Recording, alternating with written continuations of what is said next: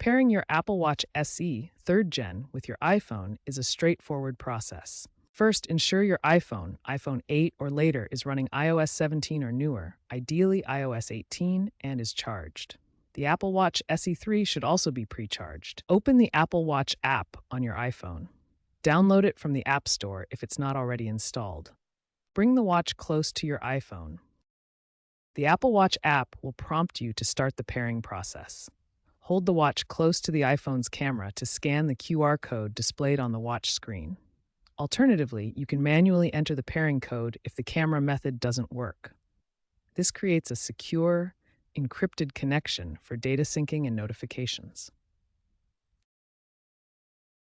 Once the initial pairing is complete, you'll be guided through the setup customization. Configure settings like your preferred language and whether you wear the watch on your left or right wrist. Decide how you want to share health data with your iPhone.